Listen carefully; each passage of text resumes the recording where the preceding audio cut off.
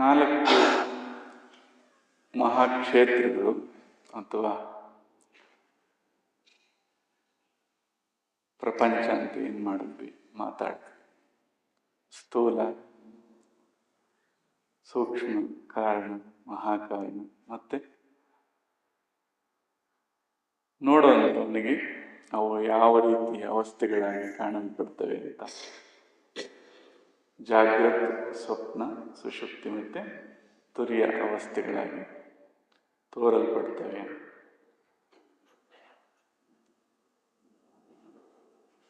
ಯಾವುದನ್ನ ಹೇಗೆ ಗ್ರಹಿಸಬೇಕೋ ಅದನ್ನು ಅಲ್ಲೇ ಮತ್ತೆ ಆ ಕ್ಷೇತ್ರದಲ್ಲಿ ಯಥಾರ್ಥವಾಗಿ ಗ್ರಹಿಸಬೇಕು ಅಂತ ಮಾತನಾಡ್ತಾ ಇದ್ದೀವಿ.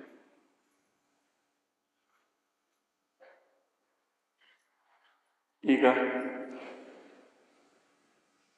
3 ಬಹುಮುಖ್ಯ ಅಂಶಗಳನ್ನ ನಾವು ಗಮನದಲ್ಲಿಟ್ಕೋಬೇಕು. ಒಂದು, ಏನನ್ನು ತಿಳ್ಕೊಳ್ಳೋದಕ್ಕೆ ಬಯಸ್ತಾ ಇದ್ದೀರಿ ಅಥವಾ ಏನನ್ನ ನೋಡ್ತಾ ಇದ್ದೀರಿ. ಸೊ ಯಾವುದನ್ನ ತಿಳ್ಕೋಬೇಕು ಅಂತಿದ್ದೀವೋ ಅಥವಾ ನೋಡಬೇಕು ಅಂತಿದ್ದೀವೋ ಆ ವಸ್ತುವನ್ನ ಆಧ್ಯಾತ್ಮಿಕ ಪರಿಭಾಷೆಯಲ್ಲಿ ದೃಶ್ಯ ಅಂತ ಕರೀತಾರೆ. ಸೊ ಆಬ್ಜೆಕ್ಟ್ ಆಫ್ ಪರ್ಸೆಪ್ಷನ್, ಏನನ್ನು ನಾವು ಗ್ರಹಿಸಬೇಕು ಅಂತ ಅಂದ್ಕೊಂಡಿದ್ದೀವೋ ಅದನ್ನ ದೃಶ್ಯ ಅಂತ ಕರೀತಾರೆ. ಏನ್ ತಿಳ್ಕೋಬೇಕು ಅಂತಿದ್ದೀವಿ ಅದಕ್ಕೆ ಯಾವುದರ ಮೂಲಕ ಅದನ್ನು ಗ್ರಹಿಸ್ತಿರೋ, ಯಾವುದರ ಮೂಲಕ ಅದನ್ನು ತಿಳ್ಕೊಳ್ತಿರೋ ಅದಕ್ಕೆ ದೃಕ್ ಅಂತ ಬಳಸ್ತಾರೆ. Media of perception. ಈಗ ದೃಶ್ಯವನ್ನ ಯಾವುದ್ರ ಮೂಲಕ ಗ್ರಹಣ ಮಾಡ್ತಾ ಇದ್ದೀವಿ? ಕಣ್ಣು. ಹಾಗೆ ಶಬ್ದವನ್ನು ಯಾವುದರ ಮೂಲಕ ಅದನ್ನ ಗ್ರಹಿಸೋದಕ್ಕೆ ಪ್ರಯತ್ನ ಮಾಡ್ತಾ ಇದ್ದೀವೋ ಅದನ್ನ ದೃಕ್ ಅಂತ. Media of perception. ಮೂರನೇದು, ಯಾರು ಅದನ್ನು ಗ್ರಹಿಸ್ತಾ ಇದ್ದಾನೋ ಅವನಿಗೆ ದೃಷ್ಟ ಅಂತ ಕರೀತಾರೆ. ಪರ್ಸೀವರ್, ಗ್ರಹಿಸುವಂತವನು ಅಥವಾ ಅಲ್ಟಿಮೇಟ್ ಸೀಯರ್, ಯಾರದನ್ನು ಕಾಣ್ತಾ ಇದ್ದಾನೆ, ನೋಡ್ತಾ ಇದ್ದಾನೆ. ಈ ಮೂರನ್ನು ಬಹುಮುಖ್ಯವಾಗಿ ನಾವು ಗಮನದಲ್ಲಿಟ್ಕೋಬೇಕು. ಹೊರಗಿನಿಂದ ಒಳಗಾದ್ರೂ ನೆನ್ಪಿಟ್ಕೊಳ್ಳಿ, ಹೊರಗಿನಿಂದ. ಸೊ ಮೊದಲು ಯಾರಿದ್ದಾರೆ? ನೋಡುವಂತ ಕಲಿಯಂಶ.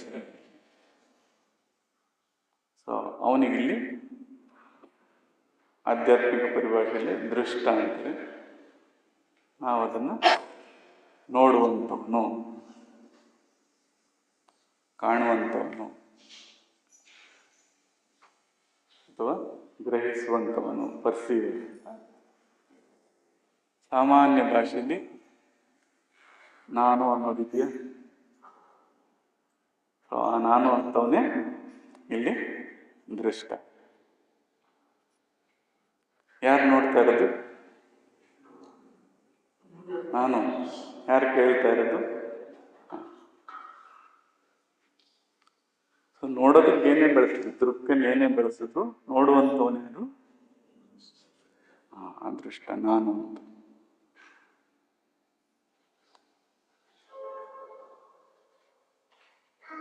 ಈ ನೋಡುವಂತ ವಸ್ತು ದೃಕ್ ಬದಲಾದಾಗ ಅದು ಕಾಣೋ ರೀತಿ ಬದಲಾಗ್ತದೆ.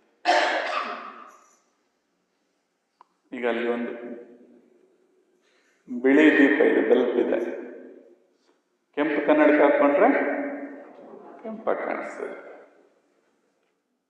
ನೀಲಿ ಹಾಕೊಂಡ್ರೆ ನೀಲಿ ಕಾಣಿಸ್ತದೆ. ಆದ್ರೆ ಅದು ಇರೋದು ಬೇರೆ ತರ, ಕಾಣೋದು ಹೇಗೆ?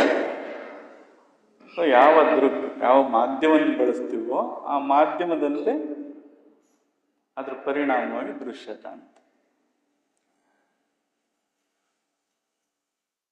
ಹಾಗೆ ಈ ಲೋಕದಲ್ಲಿ ನಿಜ ವಸ್ತು ಹೇಗೆ ಇರಲಿ, ಅದು ಗ್ರಹಿಸಲ್ಪಟ್ಟಾಗ ಏನು ಕಾಣಿಸ್ತದೆ ಅಂದ್ರೆ, ಯಾವ ದೃಕ್ ಬಳಸ್ತೀವೋ ಅದರ ಪರಿಣಾಮವಾಗಿ ಕಾಣ್ತದೆ.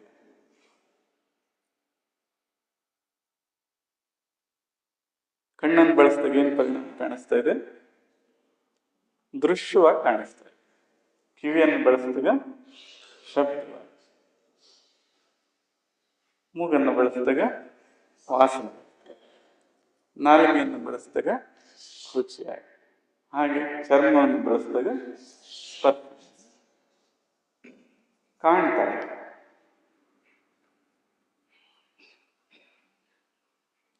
ಅದೇ ರೀತಿ ಇವುಗಳಿಗೆ ಬಾಹ್ಯಕರಣಗಳು ಅಂತ ಕರಿತೀವಿ, ಅಥವಾ ಇಂದ್ರಿಯಗಳು ಅಂತ ಕರಿತೀವಿ.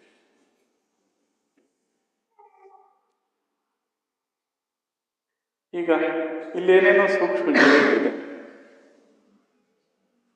ನೋಡಿದ್ವಿ, ಕಾಣಲಿಲ್ಲ, ಹಾಗಂತ ಇಲ್ಲ ಅಂತ ನಿರ್ಣಯಕ್ಕೆ ಬರಕಾಗುತ್ತಾ? ಆಗ ಉಪಕರಣ, ಇದು ಕರಣವಾದ್ರೆ ಇನ್ನೊಂದು ಉಪಕರಣ ಬಳಸ್ತಾರೆ. ಏನದು? ಮೈಕ್ರೋಸ್ಕೋಪ್ ಬಳಸಿದ್ರೆ ಅಲ್ಲಿ ಬ್ಯಾಕ್ಟೀರಿಯಾ ಇರುವಂಥದ್ದು, ವೈರಸ್ ಇರುವಂಥದ್ದು ಕಾಣ್ತದೆ. ಅದೇ ಥರ ದೂರದಲ್ಲಿ ಯಾವುದೋ ಗ್ರಹಗಳಿದ್ದಾವೆ, ನಮಗೆ ಕಾಣಲಿಲ್ಲ ಅಂದ್ರೆ ಇಲ್ಲ ಅಂತ ಹೇಳಕ್ ಬರುತ್ತಾ? ಆಗ ಟೆಲಿಸ್ಕೋಪ್ ಅನ್ನು, ಉಪಕರಣವನ್ನು ಬಳಸಿ ಅದರ ಸ್ಪಷ್ಟತೆಯನ್ನು ಪಡಿತೀವಿ, ಇರುವಿಕೆಯನ್ನು ಖಾತ್ರಿ ಮಾಡ್ಕೊತೀವಿ. ಹಾಗೆ ಗ್ರಹಿಸ್ಲಿಕ್ಕೆ ಹೋದಾಗ ಕರಣಗಳು ಏನಾದರೂ ಒಂದು ಅವುಗಳ ಮಿತಿ ಅಷ್ಟಕ್ಕೆ ಸೀಮಿತವಾದಾಗ ಉಪಕರಣಗಳನ್ನ ಬಳಸಬೇಕಾಗುತ್ತೆ. ಉದಾಹರಣೆ, ಇಲ್ಲೇನೋ ನೋಡ್ಲಿಕ್ಕೆ ಪ್ರಯತ್ನ ಮಾಡ್ತಾ ಇದ್ದೀವಿ, ಕತ್ತಲೆ ಇದೆ, ಕಾಣ್ತಾ ಇಲ್ಲ. ಆಗ ಏನು ಉಪಕರಣ ಬಳಸ್ತೀರ? ಬೆಳಕು ಅನ್ನೋಂಥ ಉಪಕರಣ. ಈಗ ಸ್ಪಷ್ಟತೆ ಬರ್ತದೆ ಕಾಣ. ನಮ್ಮ ತಿಳುವಳಿಕೆಗೆ ಬರಬೇಕು, ಎಲ್ಲಿ ಗ್ರಹಿಸೋ ಮಾಧ್ಯಮಗಳು ಸ್ವಲ್ಪ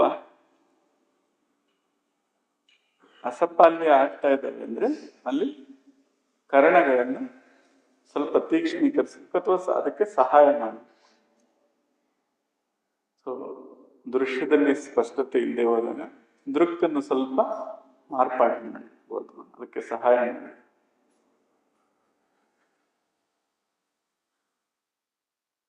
ಆಯ್ತು.